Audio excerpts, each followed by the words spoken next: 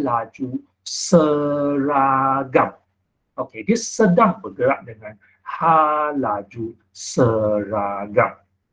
Okey, terangkan perubahan gerakan kereta jika pedal minyak ditekan semakin banyak beransur-ansur.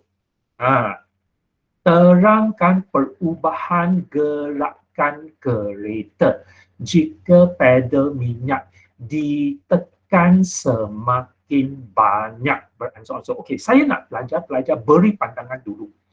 Apakah jawapannya? Jawapan akhir, tak perlu esei itu. Saya nak tahu jawapan akhir saja, perubahan gerakan yang pelajar ramalkan akan berlaku dalam mengikut soalan ini. Cuba pelajar berikan pandangan. Sebuah kereta sedang bergerak dengan hal laju seragam, terangkan perubahan gerakan kereta jika pedal minyak, bermaksud dia tekan minyak itu semakin banyak. Okey, kereta memecut, mengalami pecutan. Okey, bagus. Ada 2 jawapan. Ada lagi yang lain? Ada. Okey, tak apa. Jadi itulah sebabnya perlu kita. Okey, jadi cikgu tu lukiskan gambar itu dulu untuk menunjukkan kepada anda apakah yang dimasukkan dalam soalan ini. Jadi sebenarnya soalan ini menyatakan bahawa ada sebuah kereta bergerak macam ini di atas jalan raya. Okey, kemudian dia mengalami daya. Okey, dia mengalami daya. Daya kehadapan ialah daya tujah. Ini ialah daya tujah. Okey, saya warnakan, okeylah, hijau lah. Dia warna hijau, dia bergerak ke hadapan. Tetapi oleh sebab adanya perkataan kunci, sebuah kereta sedang bergerak dengan hal laju seragam. Seragam. Kalau hal laju seragam bermaksud ada satu lagi daya, iaitu daya geseran. Dan daya geseran ini menentang gerakan. Daya geseran ini menentang gerakan. Dan oleh sebab daya geseran ini sama nilai dengan daya tujah pada ketika ini. Okey, jadi saya tuliskan sekejap ya. Okay, ada daya tujah dan ada juga daya, ini ialah daya tujah ke hadapan oleh enjin kereta tersebut. Dan ini pula ialah rintangan yang menentang gerakan tersebut. Okey, cuba kita labelkan dia sebagai R. Seperti itu. Dan oleh sebab adanya perkataan kunci yang menyatakan bahawa kereta sedang bergerak dengan hal laju seragam. Kalau hal laju seragam, okey, hal laju seragam, perkataan kuncinya hal laju seragam. Maksud ke depanlah hal laju seragam ke hadapan. Kalau hal laju seragam bermaksud kita tahu bahawa F mesti sama dengan R. Kan? Keseimbangan daya. Keseimbangan daya. Inilah situasi awal. Ya, ini ialah situasi awal. Okey, tetapi sekarang kamu diberi situasi yang baru. Situasi yang baru pula ialah macam ini. Situasi yang baru. Dia katakan bahawa dengan anggapan R ini tak ubah. R ini kekal sama. Okey, R kekal sama. Tetapi kamu diberitahu bahawa dalam soalan ini minyak ditekan. Terangkan perubahan gerakan kereta jika pedal minyak ditekan semakin banyak beransur-ansur. Jadi tekan, semakin tekanannya semakin besar. Jadi kalau tekanan semakin besar bermaksud daya ini akan semakin besar macam itu. Okey, semakin besar. Jadi apakah corak gerakan yang dijangkakan di sini? Apakah corak gerakan yang dijangkakan pula kali ini? Itulah soalannya. Kalau F-nya semakin besar, beransur-ansur. Jadi, cikgu sengaja pilih soalan ini. Mengapa? Cuba kita lihat. Adakah jawapan anda betul atau tidak? Jadi, soalan asalnya ialah, ciri ialah apa? Pada asalnya, ciri ialah hal laju seragam, iaitu F sama dengan R pada mulanya.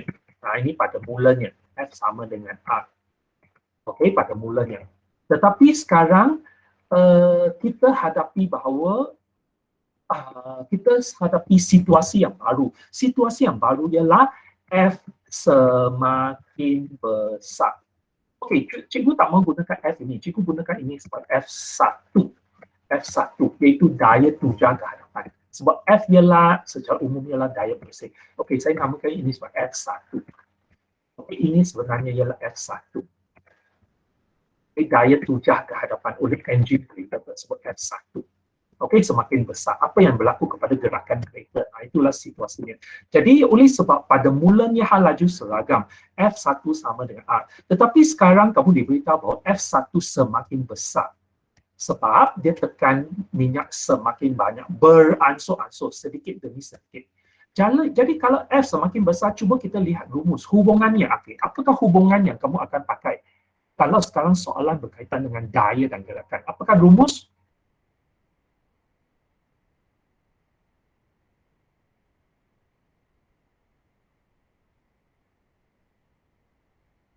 Ya, ada jawapan tak? Hubungan di antara daya dengan gerakan. Apakah rumusnya? Bagus. Okey, Harish Isian. Bagus. F sama dengan MA. Jadi menurut F sama dengan MA. Inilah rumus kita. Tetapi kita tahu bahawa F ini adalah daya bersih. Daya bersih. Daya bersih ialah biasanya kita gunakan yang ke arah depan itulah, iaitu daya tujar ke hadapan tolak rintangan. Okay, sama dengan MA macam ini. Okay. Dan kita dapati bahawa oleh sebab F1 semakin besar, F1 semakin besar, F1 semakin besar. Cuba kita lihat, F1 semakin besar bermaksud F1 tolak R akan menjadi semakin besar juga. Okey, F1 tolak R akan menjadi semakin besar juga. Ya, jadi F1 tolak R semakin besar. Okey, semakin besar. Jadi bermaksud F ini, daya bersih akan menjadi semakin besar. F semakin besar juga. Okey, ya, sebab F tolak 1 ialah daya bersih F. Ini ialah secara umum daya bersih. Okey, jadi kalau sekarang soalan katakan dia tekan minyak beransur-ansur, bermaksud daya tujar ke hadapan semakin besar. Maka hasil tolak ini pun akan menjadi semakin besar. Jadi akibat daripada itu, kalau kita kerja terbalik, langkah kita terbalik daripada ini, kita pertimbangkan daripada ayat yang kedua ini, kita balik kepada ayat pertama. Kalau F1 semakin besar, F1 tolak R semakin besar, iaitu F semakin besar. Jadi kalau F semakin besar, apa yang kita jangkakan kepada A? Adakah A, pada pandangan anda, A tetap semakin kecil atau semakin besar? Pada pandangan anda, A akan menjadi tetap semakin kecil atau semakin besar. Apakah pandangan anda dari segi matematik? Okey, Sri betul, Harish betul, semakin besar. Leading betul, Wiyang betul. Semakin besar, ya, Huisin betul. Itulah sebabnya saya perlu bincang soalan seperti ini dengan anda. Ya, jadi kita kena rujuk balik rumus macam ini, F sama dengan NA, dan tengok F itu terdiri daripada apa.